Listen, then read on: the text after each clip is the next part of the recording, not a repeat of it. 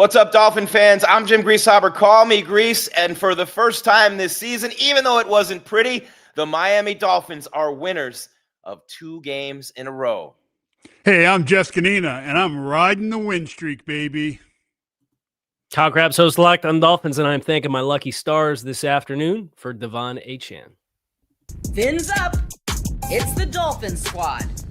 Everything Miami Dolphins, every week. Breaking down all the big hits and game-changing plays from South Beach.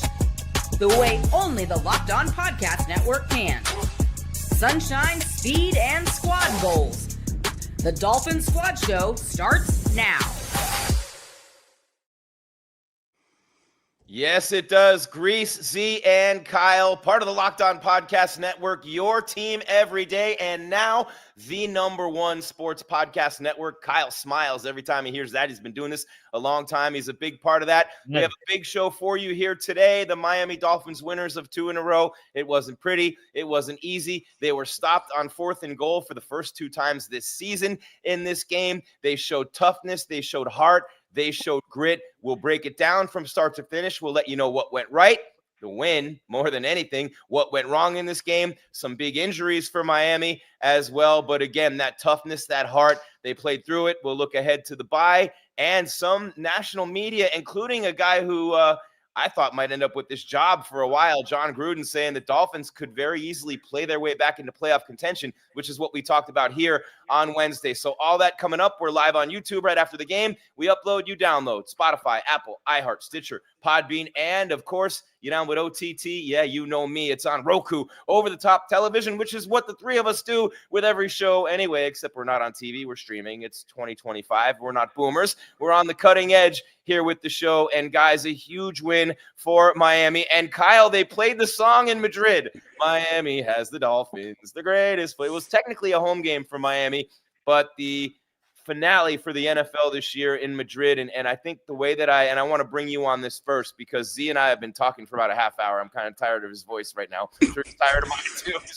And he was spoiling the whole thing for me because he was like 7 seconds ahead on the feed. But Kyle, it was not pretty.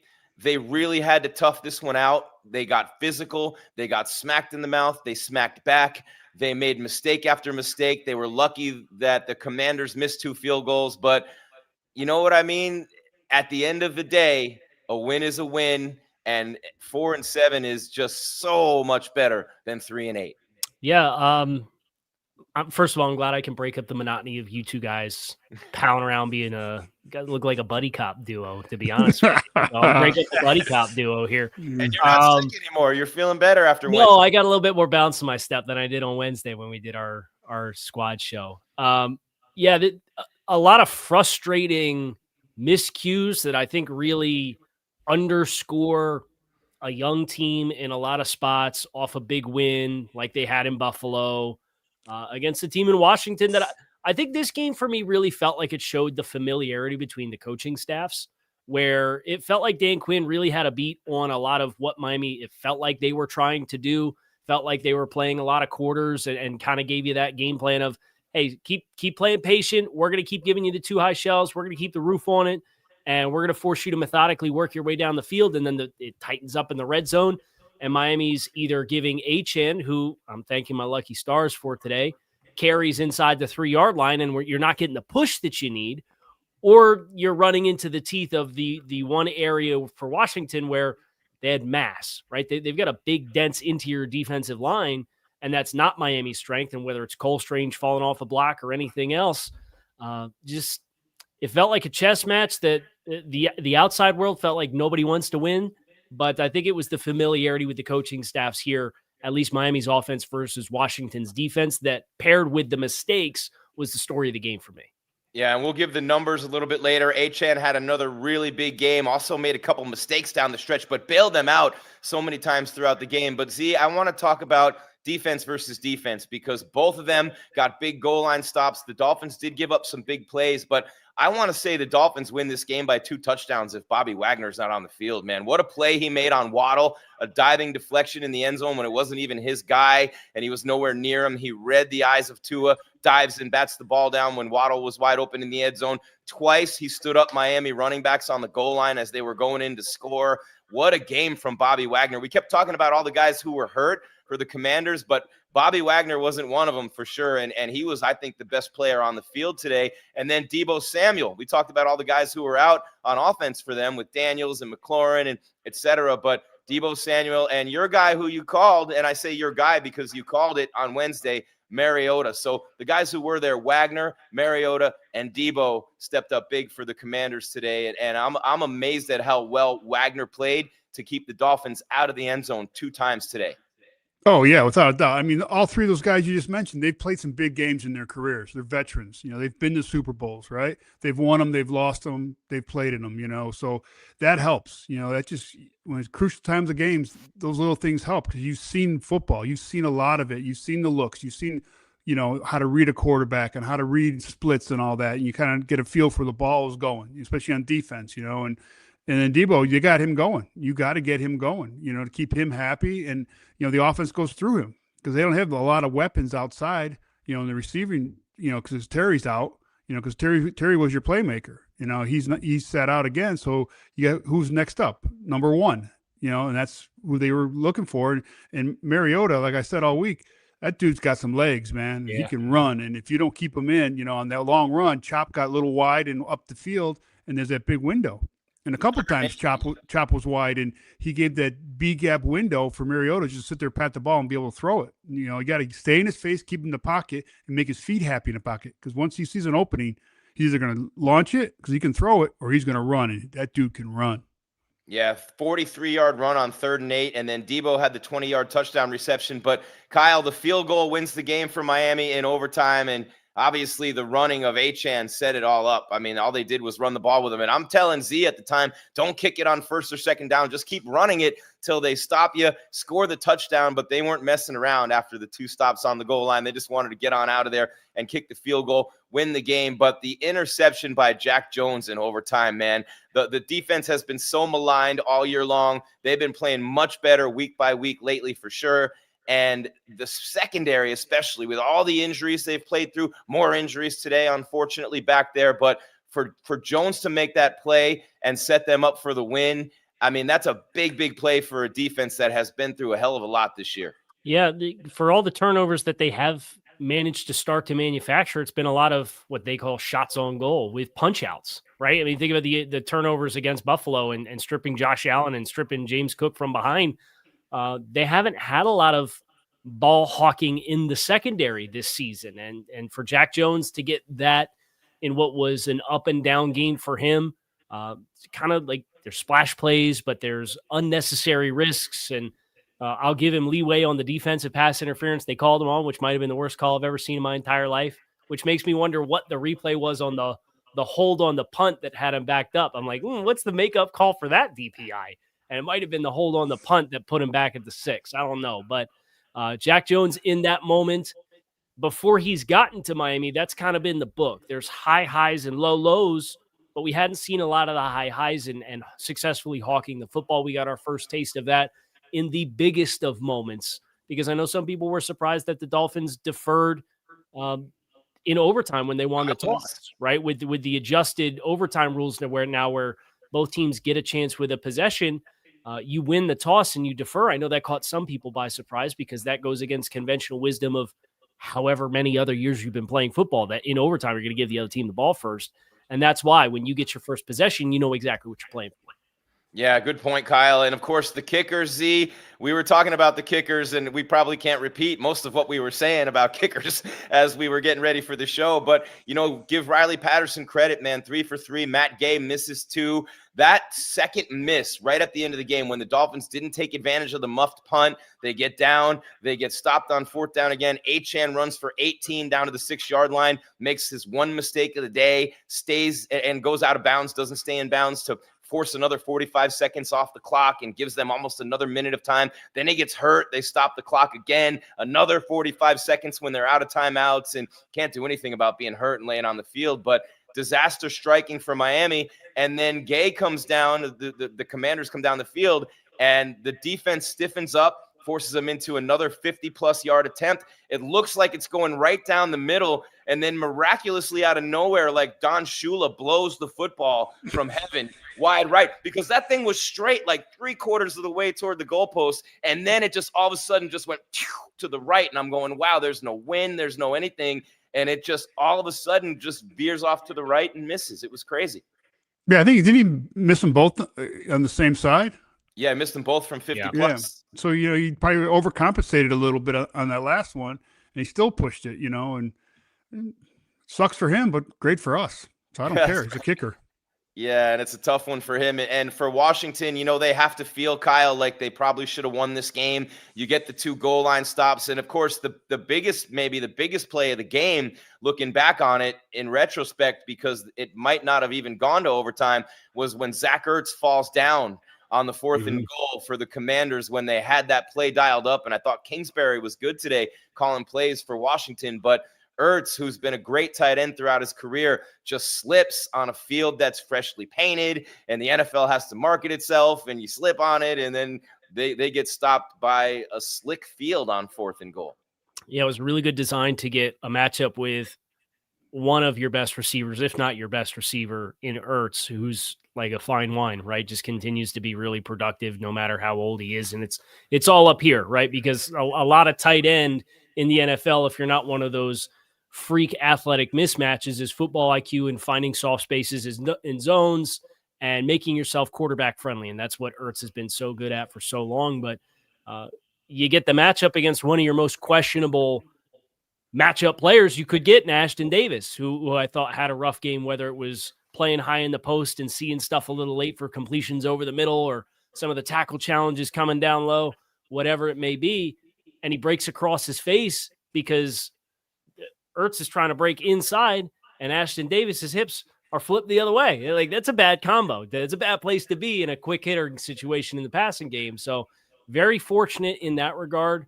But you can, this game was almost like the Spider-Man meme where the 2 Spider-Mans are pointing at each other, right? Because, got stood up on 4th down. Oh, some critical back making mistakes. Oh, special teams miscues.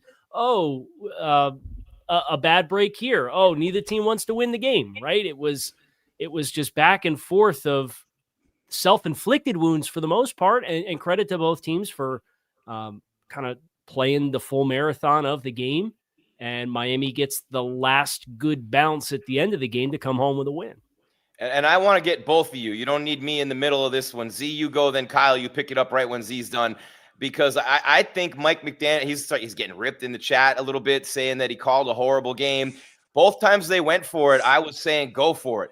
I mean, you're 3-7, man. You're playing for your lives. You don't kick a field goal inside the 2-yard line when you're playing for your life. I don't care what the other circumstances are. And Z, you disagreed with me a little bit on one of them, but I don't think Mike made mistakes today. I think he called a pretty good game. I think he kept Tua under control. And I mean, you're not going to have Tua throwing the ball 30 plus times anymore. You're not going to have him throwing it downfield too many times. That's when he throws all his picks to begin with. You managed Tua into a turnover free game. There's no other way to say it. That's what he did with the play calling. And so I don't think Mike called a bad game today. And I don't really think that he made bad decisions. Even down the stretch, they had their timeouts, and Achane kind of cost them a little bit of the clock there. So I thought Mike called a good game today, and I thought he made all the right decisions. I don't know what you guys think. Well, yeah, again, Dan Quinn was calling the defense today. Yes, it's the same defense, but it's going to be different. Yeah. Because he's got a different view of how he wants the game to go through him. When Joe was doing it with, it was different. Dan came after, the Dolphins a little bit more today than they have in the past. They had a little more pressure coming off the edges and stuff, different looks. So Mike was trying to figure that out early. That's why the run game, what was Achane? He had 5 runs for 50 in the first quarter, Yeah. 10 yards of crack. I mean, I'm like, I hear that. I'm like, holy cow, he's going to get 100 by half, if he keeps up, but it slowed down. But Mike was just trying to feel it out, so I thought Mike had a really good game, Tua, again, always taking a shot in the double coverage. I don't mind it on 3rd down, but not on 1st down, because we always talk about could be another punt, and he did that. I'm like, as soon as he went back, I'm like, are you kidding me? Because I didn't even see the end of the play. I knew exactly where it was going. I was looking for double coverage, and I knew exactly where that ball was going, like a magnet. Played that coverage all game. Yeah, I know. Yeah. I know, but it's But anyways. that's to your point. If they play the coverage all game, take what they're going to give you, right? Yeah. Don't force it for the sake of forcing it. And it was applauded last week when, hey, we feel like we get one high shell, and the spacing didn't turn out that way, and you still give up interceptions in that regard. So I'm with you 100% as far as I could have done without the shot, and just let's find an economic way to get somebody a non-scheme touch behind the line of scrimmage in the pass game, because the one they get the turnover on downs in the red zone with Washington going in, they get the big 20-yard run from Ollie Gordon on the out, and then they come out, they throw the perimeter screen and lose 3 yards. And you've been all the success you'd had running the ball all game, right? If you would come out and throw the ball, okay, that's fine. But that's where I take exception is, like, you have this very clear part of your game that's working, and it didn't feel like we were building off of it. It was just, oh, they're playing quarters or they're going to play deep cover 2. Let's manufacture the throws on the screens behind the line of scrimmage again as our answer to that. And if your guys aren't going to block and win and give you space, they're going to get blown up. And that's what happened. So from a play calling perspective for Mike, that's the thing that I think I took the most exception to. Was it felt like the Jalen Waddle, Tyreek Hill defensive game plan of, we're going to play with the roof on you, and we're going to dare you to be patient, and we're going to dare you to keep running the ball. Now, they ran the ball 31 times versus 21 pass attempts, but then you get plus gains on the ground, and it's, well, we need to get Devon Achane a touch. How do we get him a different touch? Well, they're playing back, so let's play a perimeter screen. And it's just not been a very consistent success rate for your plays, in my opinion. And that was what I think kind of sunk that potential 6 minutes left. Let's go the length of the field and milk the clock. You're fortunate they muffed the punt and gave you another chance. Yeah, no doubt about that. And the other thing that I would add to that is Tua was all over the place today. For a game without conditions, he was off the mark on a lot of throws. I mean, even the second Waddle drop, Waddle had one real bad drop that was on the money, but the second one was behind him. Tua was throwing over guys' heads all day. So I don't think Mike had any confidence that Tua could hit anything further than 10 yards down the field. So I think there's that too. And I don't think Tua did anything to show that he could. We're up against the break. It's your Dolphins Squad show today. We are brought to you by FanDuel. And right now, hey, new customers can bet just $5. And if your bet wins, you're going to holler. You get $300 in bonus bets to use across the app. That's Z, that's Kyle. I'm Grease. We're going to step aside. When we come back, we'll give you the team stats. We'll give you the individual stats. We'll finish breaking down this game, and we'll look ahead to the rest of the season, because now with that 4th win, and honestly, they've lost some games they could have had, so it's nice to see one go their way when it could have gone either way. But 4-7 now with a bye. New Orleans and the Jets back-to-back, the Steelers, the Bengals after that, some winnable games, and a lot of people starting to say the Dolphins could be getting things going toward making a playoff push. We'll get Z and Kyle's thoughts on that a little bit later in the show. When we come back, we'll give you the numbers. It's your Squad Show on the Locked On Podcast Network, the #1 podcast network in sports. And, of course, as always, your team every day. There we go. And I get a chance to tell you about Mint Mobile. And if you're still overpaying for wireless, it's time to say yes to saying no. At Mint Mobile, their favorite word is no, as in no contracts, no monthly bills, no overages, no hidden fees, no BS. I said yes to making the switch and getting premium wireless for just $15 a month. Mint makes it simple. All their plans come with high-speed data, unlimited talk, unlimited text, all the things that you're spoiled by, right? Delivered on the nation's largest 5G network. You can even bring your own phone and keep your same number and contacts. Here's how it works. You get the same quality service you had before, but for a fraction of the price. The setup, it's super easy. You keep your number, then you're running in minutes. So are you ready to say yes to saying no? Make the switch at mintmobile.com, just like it sounds, M-I-N-T, like the legendary club in South Beach, mintmobile.com/LockedOnNFL. That's mintmobile.com/LockedOnNFL. Upfront payment of $45 required, equivalent to $15 a month. Limited time new customer offer for just 3 months only. Speeds may slow above 35 gigabytes on unlimited plan. Taxes and fees extra. See Mint Mobile for details on Mint Mobile on the Locked On Podcast Network, your team every day. There we have it. All right, Grease, Z, and Kyle. We got the order right in the middle, and I just want to read some numbers, and I am not always the biggest numbers guy. This was a pretty evenly played game. The Dolphins actually really outrushed the Commanders, even though the stat sheet doesn't say it. We'll get to that in a minute. Give a 43-yard run to a quarterback on 3rd and 8. So that's why they lost the rushing battle, but the consistency throughout the game was there. First downs, 22-19 for Washington, 10-8 on the rushing side. Total plays, they ran 10 more, 64-54. Total yards, 379-311. Yards per play, 5.9 to 5.8. Passing, 207 to 142. I thought Tua was just, not good today. We'll get to that in a minute. Rushing, 172 to 169 in favor of the Commanders, but again, 43 of them to a quarterback on a 3rd and 8 run on just a misplay by a defensive end.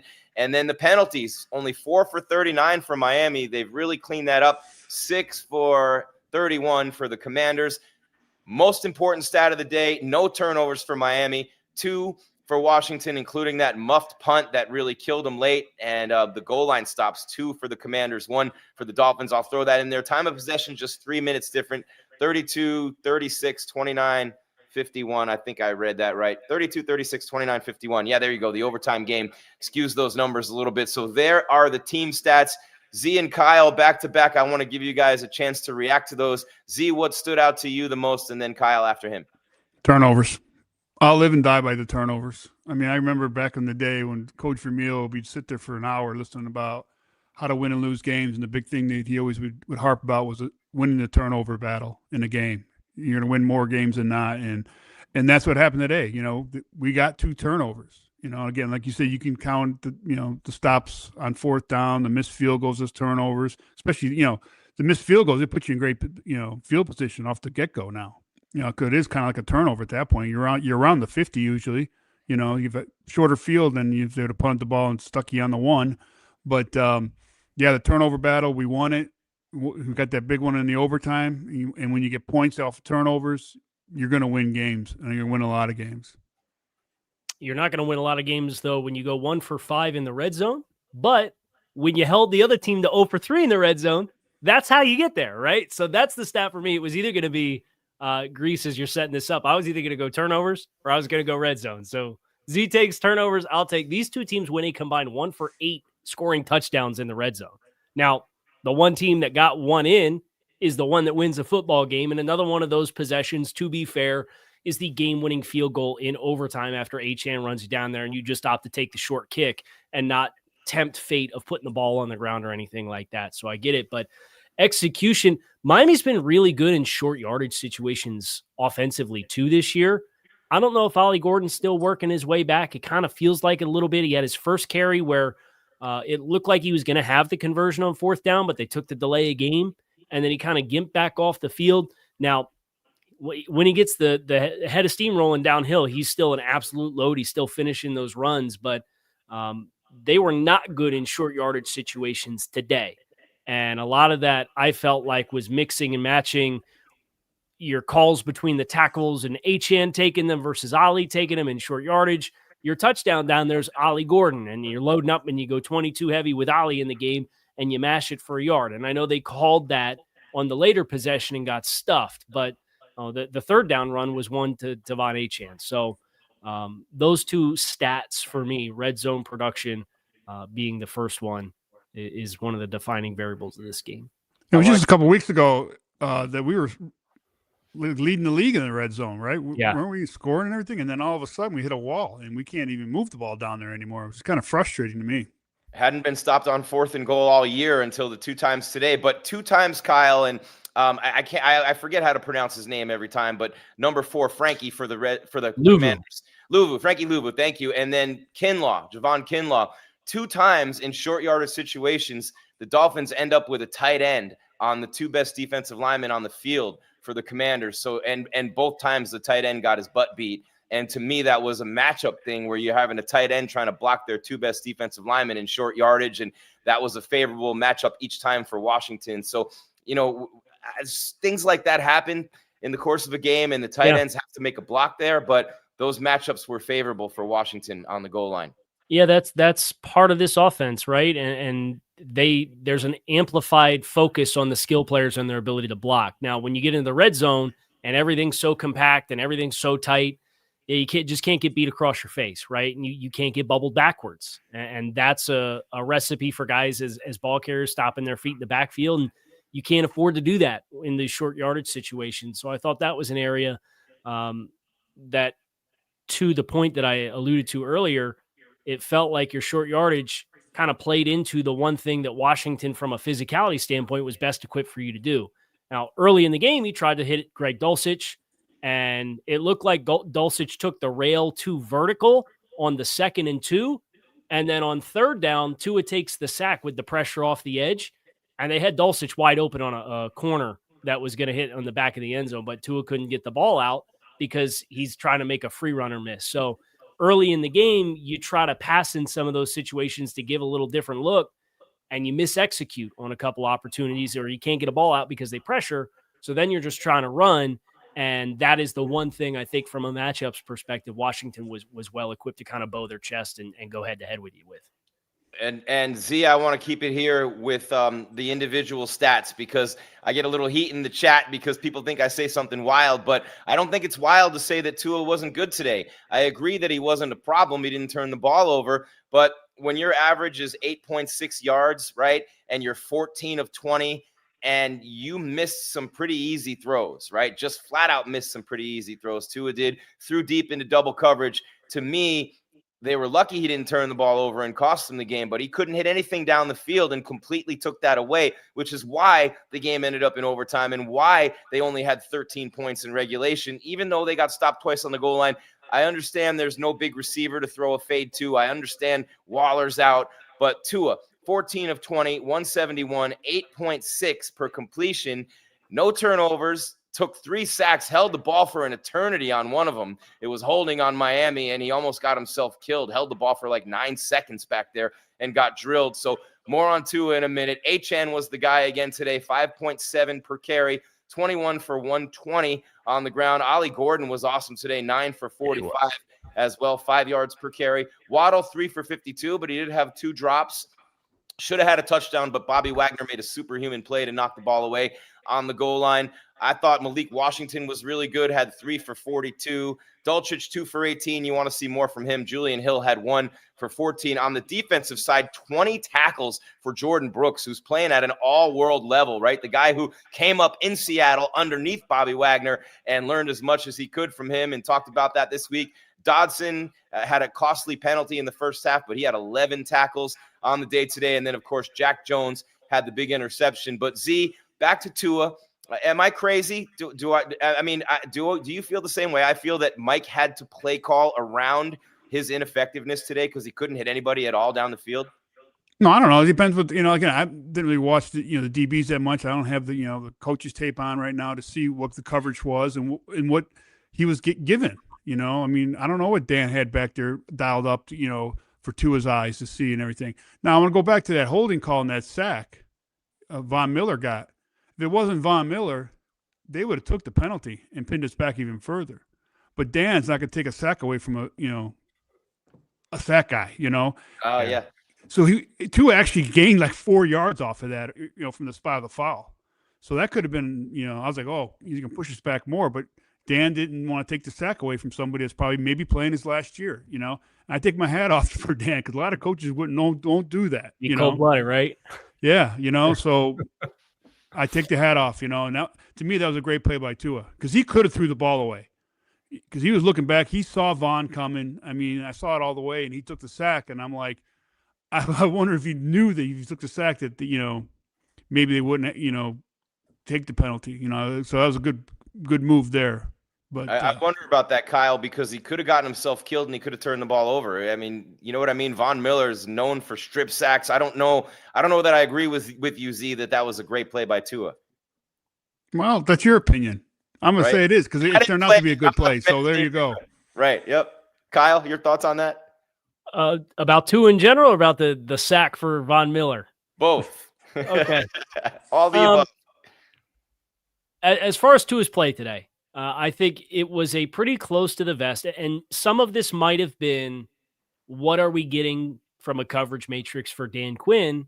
coming into the game, right? And it certainly felt like to me that they played with a big-time roof. I think the completion chart for this game shows it, where there was 3 completed passes that went further than 9 yards down the field, right? It was a lot of stuff at or inside of 10 yards, right? Mm-hmm. Now you go through the 6 completions, and we had one that was dropped, but a little bit behind Jalen Waddle in the end of first half sequence. Waddle has an egregious drop on one of the other ones.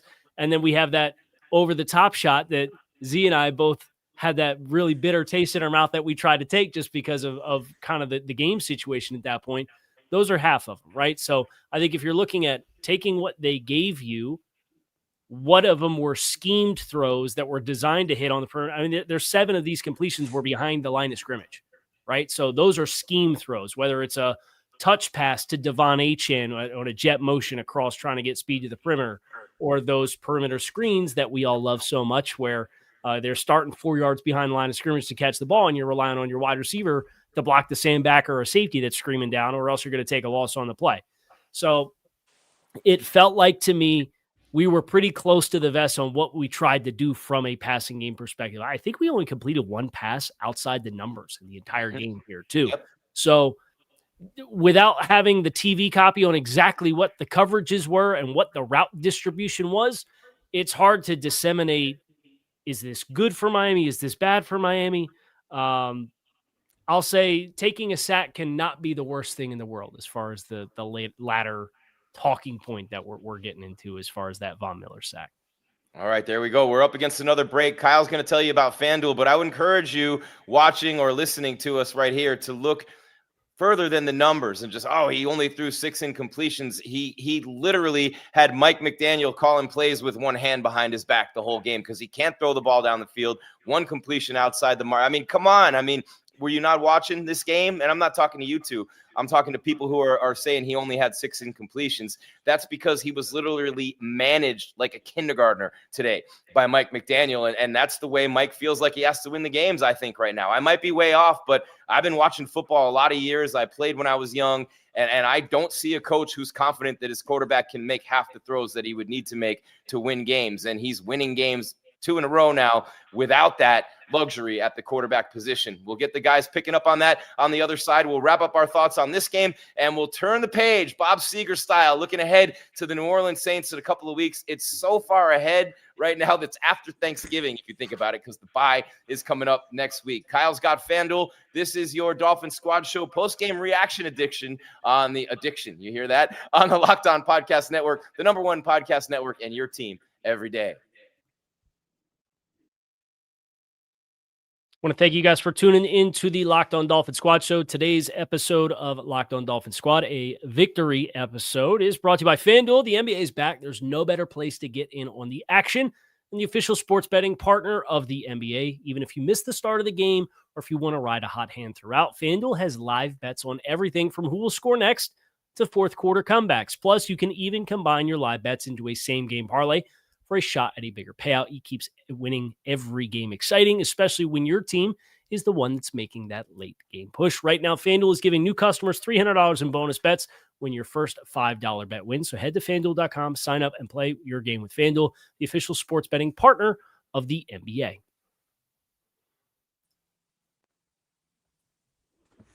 Man, I love it. I love this. I'm getting ripped for ripping Tua after all year getting ripped for defending Tua, but just calling it like I see it. Look, we got him backwards again. We can't do this to Z. We got to make sure we get this right here.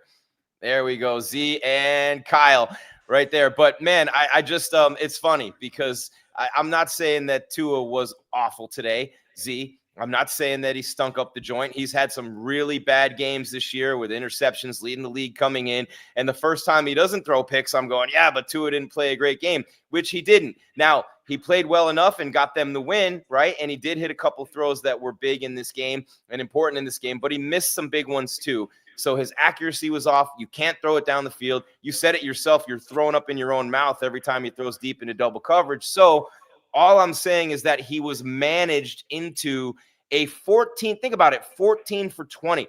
If Mike could have thrown it 10 times today instead of 20, I believe he would have. That's how much confidence I think he has in this guy right now, and that's my point. You know what, Grease? I got one thing to say, Kyle. Then you can go ahead. That's fine. I don't care if you throw it 5 times. If we freaking win the game, that's all that matters at this point. All right? It's been a long, hard season, right? I'd rather see him run the ball because that means I'm on the field and playing football. I'm not sitting on the bench watching the guy throw the ball. So that's how my mindset goes. But we won the game, Grease. Let's just go from there. I don't care. He managed them. That's what a coach does. You manage your players to what they can do and not do. You don't ask guys to do something outside their box if they're not comfortable doing it yet. And he's been struggling. So he's just trying to build confidence. Like they always say, get a ball early to a guy coming off an injury or something, or who's had a lot of drops. Give him a quick little out, get him going. Maybe that's what he's doing with Tua. Get him some confidence, and he can build week to week. I love that you just backed up my point for me, and you talked about a win is a win, but you actually just made my whole entire argument for me, and everyone's going to say you're a genius and that I suck. Kyle? Yeah, exactly right, because I am. The way you say it, you're like the sky's falling, Chicken Little. I would say this. With the way they ran the ball today, I wouldn't have called a single pass until they forced me to call a single pass. Because are throwing it 7 times. All of these runs off the right-hand side, Jeff said it, 5 carries for 50 yards in the first quarter for Devon Achane. They were crushing him on the edge. You got Cedric Wilson washing Von Miller down and creating a massive lane. You're getting that fold block where they pull Patrick Paul and Aaron Brewer, and they're flipping them around, and they're getting up into the front side B gap, and Achane falls in line behind that. They didn't have an answer for any of it. And then you end up, after that first field goal, you kind of get away from it. You start trying to do other things. I think they passed the ball 4 out of the next 5 plays after that first possession. So for me, I would have had the pass attempts even lower because you would have had to prove to me that you could bow up and stop it. And the only time they did was when we got down in the low red zone and we were trying to run into the short yardage wall. And okay, that we can have that conversation then. But man, you came out the first possession. I'm like, they're going to run for 200 yards today because you knew what the book was on Washington. They didn't have great edge setters in the run game. You knew they were prone to giving up a bunch of rushing yards. And then the Dolphins came out in the first possession. They did it. And you know what? Mike McDaniel at halftime, what'd he say? He said, everything that we do it stems back from having success in the run game. You know what he did on his first 2 plays? He called pass attempts. So I would have ran the ball even more than they did because of how they ran the ball early in this football game. And to your credit, Kyle, you've been saying that all season. But Z, I have to talk about Achane a little bit more here because Dan Marino was famous for yelling at dudes all the time. Give me some yak, YAC. And Achane, yards after contact from the tailback position, man. He like more than half his yards are coming after hits. He's unbelievable with that. And so he's not just speed. He's the total package. And right now, he's playing like the best running back in the league. Yeah, without a doubt. I mean, and not being a really big guy, I mean, he's run through people. Like we were talking about it earlier before we went on air with that one swing pass that he had. He was like, 8-9 yards in the backfield on the sidelines, looking like it's going to be a tackle for loss, breaks a couple tackles and gains 9. Then the other one, when the botched snap and Tua had a pitch to him, again, he cuts it back and breaks through some tackles. The dude is running through arm tackles. I mean, you have to square this dude up and bring your posse to get him down, and people are not. They're he's running through them and getting good yards. Yeah, Kyle, I know you love Achane, and you've been talking about running the ball more all year, but getting that 2-headed monster back with Ollie this week too.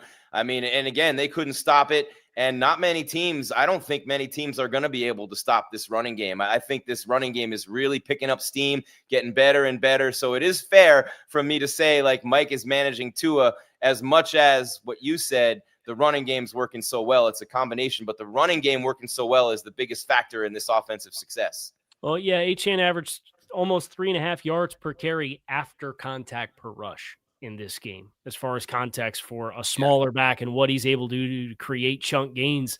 You contrast that to his season average, it's actually a little bit lower. So he's been doing this all season as far as the success that he has. The big difference, and why my big talking point was I'd have ran the ball till the cows come home. On the season, Achane averages less than 1.5 yards before contact per rush. In this game, it was almost a full yard higher than that. So they were getting that much more extra surge, almost twice their season average before contact. And then he's still doing all the heavy lifting after contact as well. So I think you tip the cap to Brewer, Paul. I think Larry Borum has become a nice little asset. Some of their blocking on the perimeter with the skill players, whether that's Cedric Wilson, who had some big springs, Alec Ingold and Julian Hill are your kind of staple players. I thought they were a little hit or miss. I think you could tell Julian was coming back and knocking the rust off in this game. But Achane and continuing to do what he does after contact continues to just be an absolute delight. And, I don't know that I'd put him in Jonathan Taylor's stratosphere, but if he's not in that stratosphere, he's playing like the second best back in football right now, because Taylor might be on a different planet on that pace he's on. Yeah, he is. And it was Bijan earlier in the year, but Achane's kind of overtaken him a little bit too. And you look at this game, 120 on the ground and 45 more through the air as the dual threat, doing a great job as always. And, you look at the Buffalo game and 7.9 yards a carry and the 2 big touchdown runs in the fourth quarter, Z. And, you look back and the only time in the last 5 or 6 weeks that he's been held under 4 yards a carry was at Atlanta in a game you won 34-10. So he's been lighting it up. He's been the driving force of this offense without Tyreek Hill, without Waller, with a patchwork offensive line throughout the year. I think, the Colts have been really good. They've been a good team. And I think on a bad team, and they've been a bad team for most of this year, the Dolphins, with an offensive line that most people would say is not among the top 20 in the league, and that's might be a little conservative. So impressive what Achane's done. So I just want to make sure I point that out, that he's doing it behind not the best offensive line on not such a great team, and he has literally turned their season around. No, it is amazing, because every week I check one of those things that ranks all the offensive lines and the defensive lines, and our offensive line is damn near at the bottom. And for him to put up the numbers he is doing on the ground is amazing. It's a testament to his talent and what he brings to this team. His heart and soul, his will to go out there and get every yard he can, and he does. And thank God he does that, because it really helps out our offense and our team, because guys want to play hard for a cat like that. What do you guys think? Do you have anything else to add on this game, or should we turn the corner and look ahead? Because, hey, a win's a win, and a flight back from Madrid after a W like this, coming off the Bills win, and the coaches might like this one even more, Z, because you got a lot to work on after a win like this. You're not coming off 2 wins in a row where you played like you did against the Bills. You still have a lot of corrections to make. So either one of you guys want to add anything before we move off this one? I guess I'll add one thing before we go. I just realized I forgot to mention Waddle had a couple of drops, the injuries today, and I know Kyle will have the injury update before we go today, but it's just interesting to see the things that went wrong in this game, the goal lines that they got stopped on, and things like that. But it's much easier coming off a win, guys. Oh yeah, everything's great. The plane ride home, like you were saying, is going to be fantastic. And hopefully Mike, since they won and they won in overtime, gives them a few extra days this week, get their minds back and, get healed up and get the treatments in and, and all the massages in and whatever else these guys do, and get ready for that run that we were talking about, earlier in the week, and because we have a chance, we had a chance to get back in the playoff race. And I hope the guys understand that and, they take care of themselves over this break. Yeah, I think for me, my final thought on this game in particular, I want to give a tip of the cap to a couple young guys who played a lot in this game. Zeke Biggers, the 7th round draft choice, a little bit more of a 2-gap type player. And I think Miami getting him in one of their odd front ends, he gets uprooted on the big run that almost popped for a touchdown where Ashton Davis made the tackle by the shoestrings on the 3rd down. And I think it was 3rd and 1. He gets moved out in that spot, but there were several other opportunities where I thought he held the point of attack pretty well for a 7th round rookie who kind of gets redshirted throughout the first half of the year. So I wanted to give some flowers to him. Jason Marshall with that PBU on that final possession in regulation when Juju Brents goes down, and number 33 is a 5th round pick.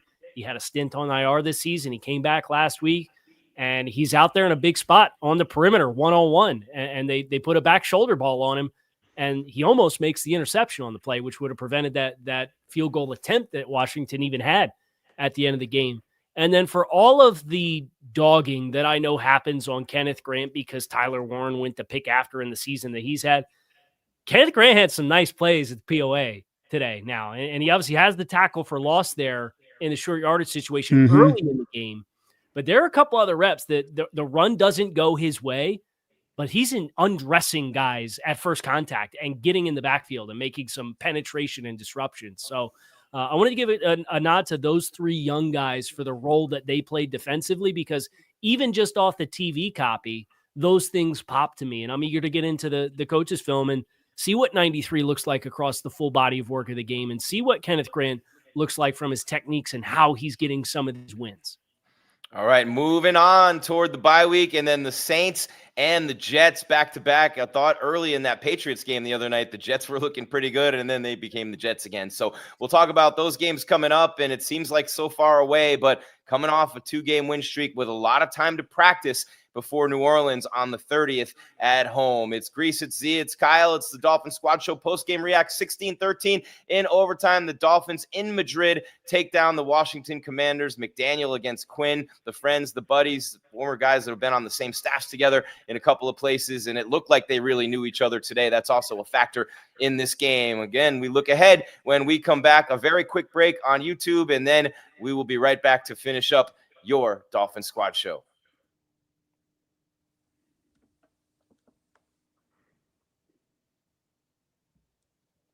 All right, we're back just like that, wrapping it up on your Squad Show post-game reacts edition. It's Grease, it's Z, it's Kyle, and I want to, before I talk about moving on, and to Kyle's point with the run game being what it's been, because the rushing yards will correlate this, but right now in front of me, in the Dolphins' 4 wins this season, pass attempts for Tua, 26, 25, 21, and 20, 3 times under 200 yards passing.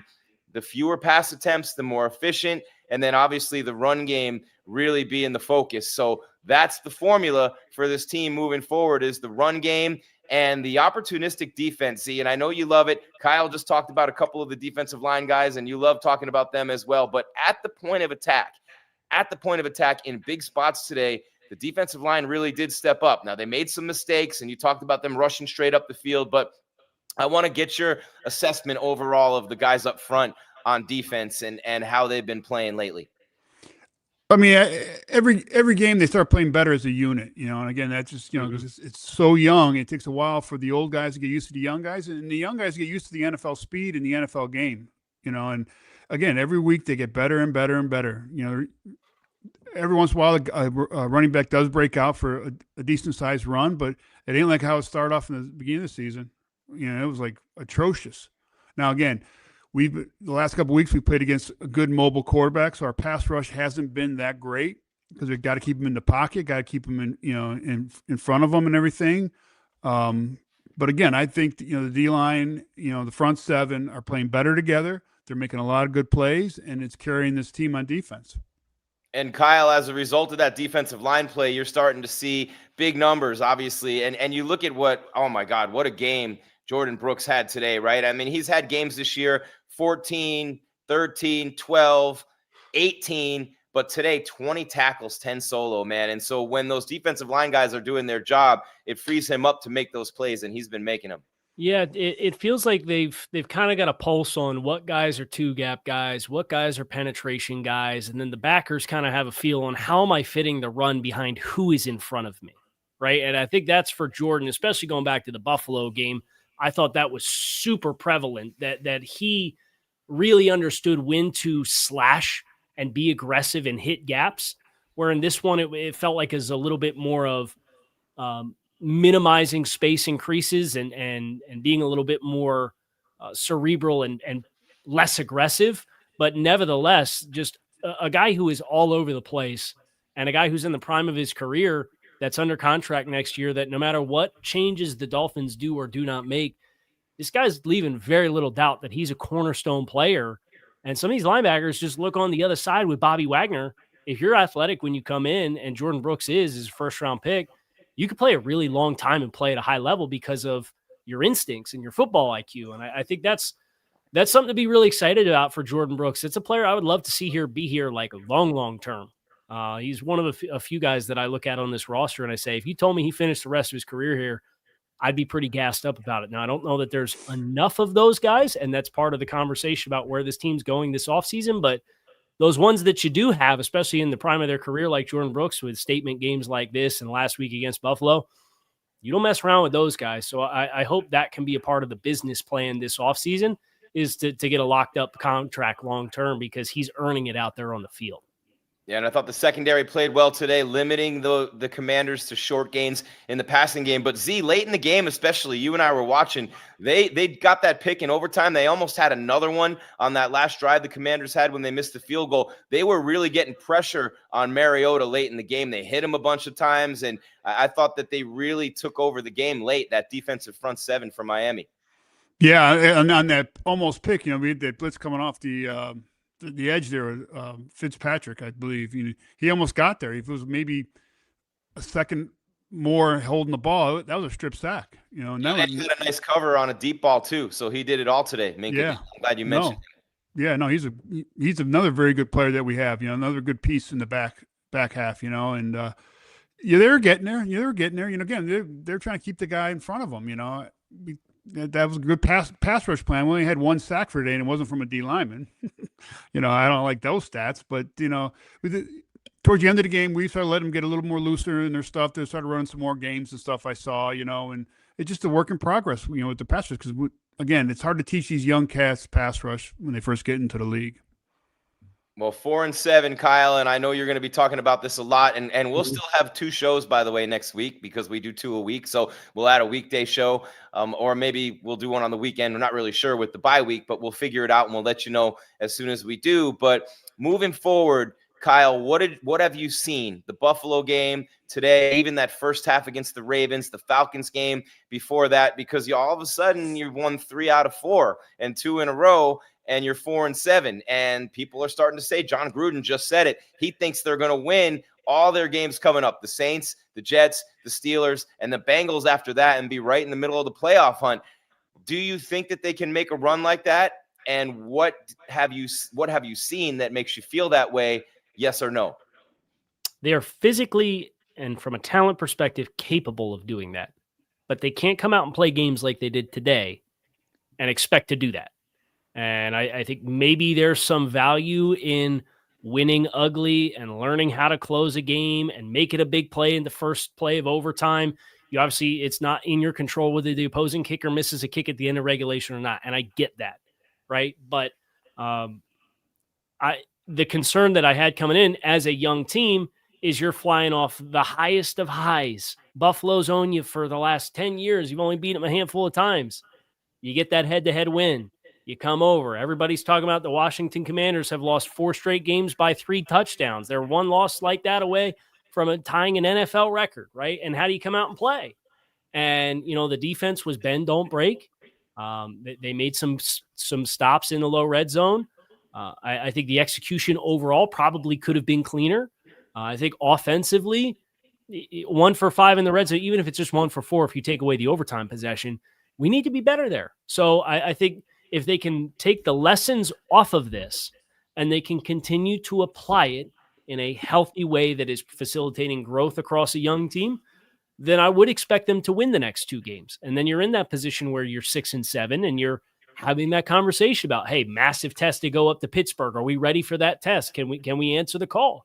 And if they do, then I think you will have had sustained enough of a window of playing winning football, if that happens, where I wouldn't say anything is off the table for the last 3 games. But that's a mile away, right? So I'm just focused on, especially with the bye week, young team, how do you guys handle the week away and the extra rest? Do you do the right things to take care of your body and get your headspace in the right place?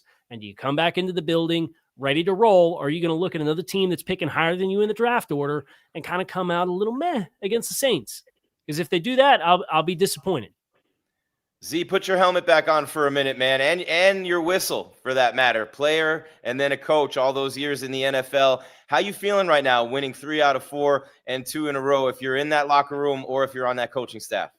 I feel great. I mean, all the hard work you've put in is starting to pay off. Again, a win is a win in this league.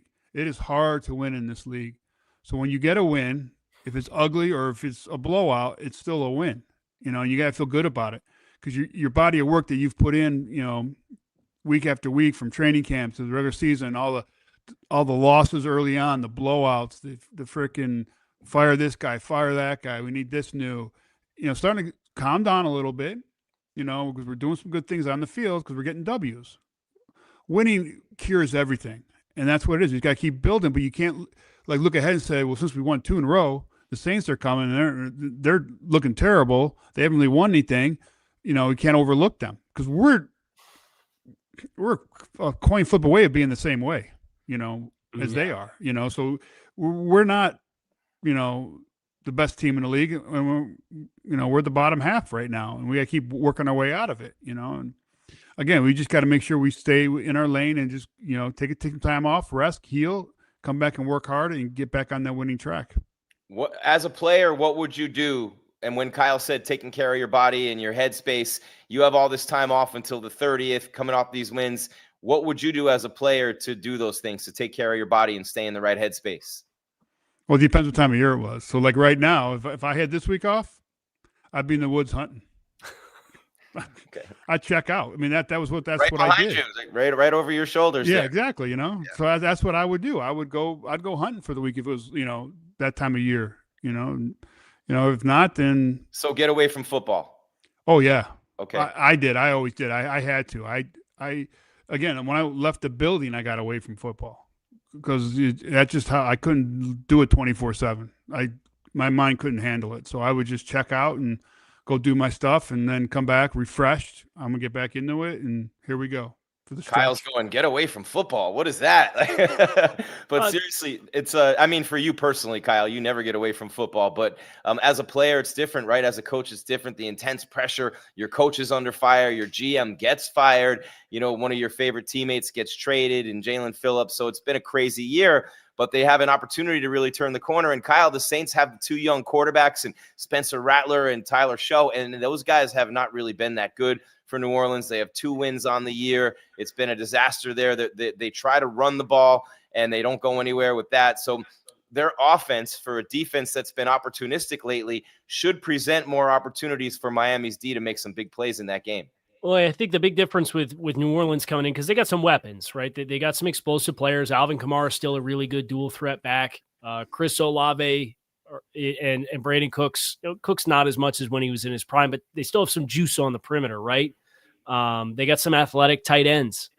They're banged up on the offensive line. They're down to Raduns and Luke Fortner are 2/3 of the starting interior for them, so they're down in that regard. And the big difference with Washington versus a team like New Orleans, I might take New Orleans' weapons versus what Washington rolled out here this week.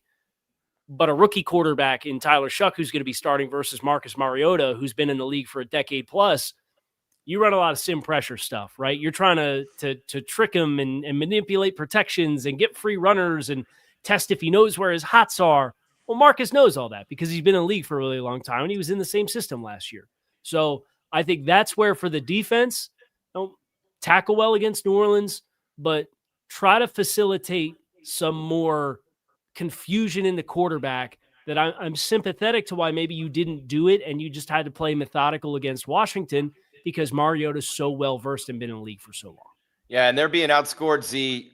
They only score 15 points a game. They're being outscored by 10 points a game by their opponents, and they're trying to run the ball, but they've been outrushed. They're averaging under 4 yards per carry. A lot of that is because you can load up the box with the younger QBs back there, right? So how are you approaching this as a defensive coach heading into this game?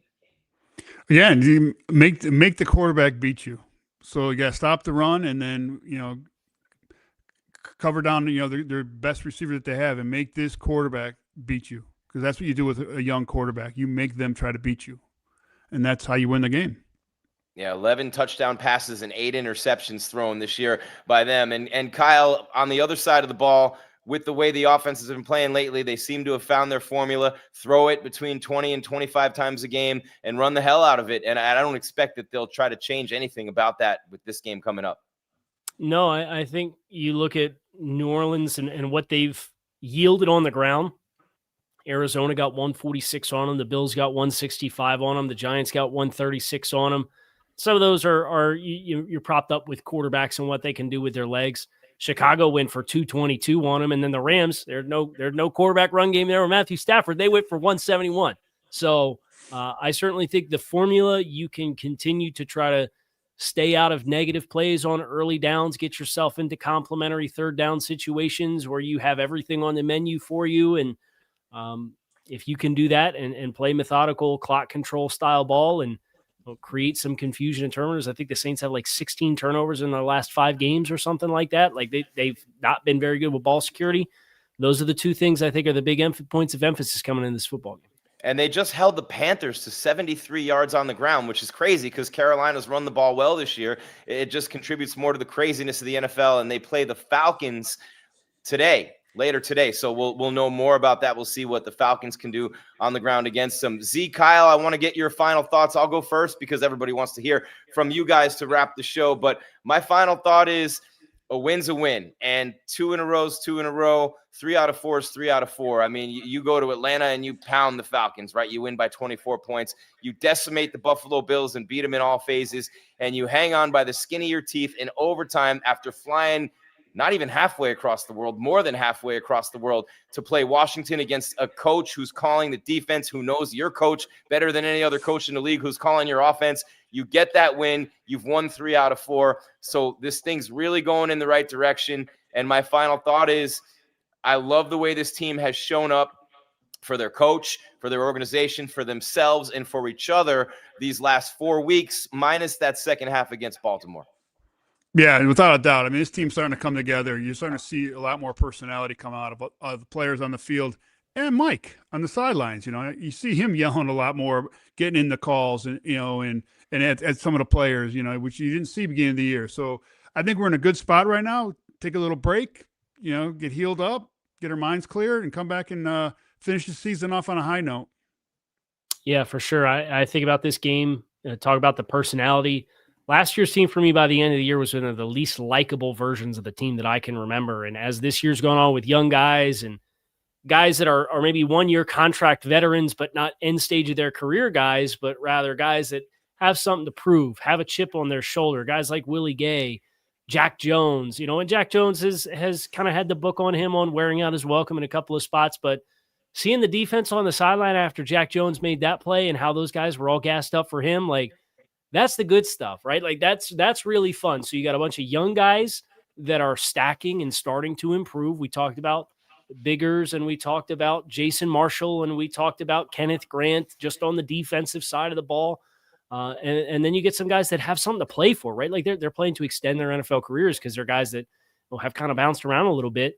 It's becoming a fun group to root for, even if we're not sure where the ceiling and the floor is for the team still. And I'm enjoying that part of this winning process the last 4 weeks.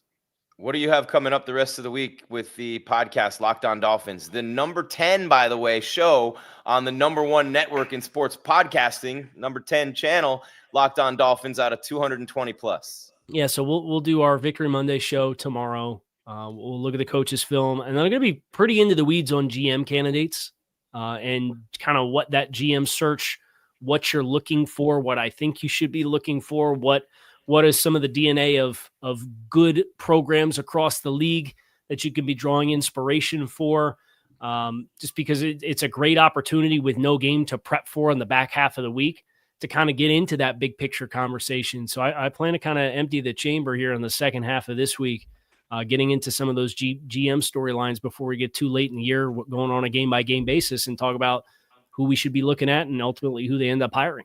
A lot to build on and a lot of draft picks coming up too for that new GM, whoever it is. And Z, everyone's dying to know, you going hunting next Sunday with the bye week? I don't know what I'm doing yet. No, I got a charity event in Chicago, so I'll be not hunting on the weekend, but maybe during the week. All right. Well, we'll see you guys on Wednesday with another edition of the Squad Show. Great job, as always, by Kyle and Z. Great job by the Miami Dolphins, the greatest football team. They take the ball from goal to goal like no one's ever seen. And they did it in Spain today. And on a day when they got stopped at the goal line twice on 4th down when it hadn't happened all year, they made big plays when they needed to, and they come away with the win. 2 in a row, 3 out of 4 for the Dolphins. We'll pick this back up on Wednesday with the bye week coming up. We have a long time to get you ready for that Saints game and a lot of stuff. Maybe we'll pick up on the GM stuff with Kyle on Wednesday as well, and we'll have a great time doing it. So keep it right here. Keep coming back for more. YouTube, Roku, and, of course, wherever you get the audio version, Spotify, Apple, iHeart, Stitcher, Podbean.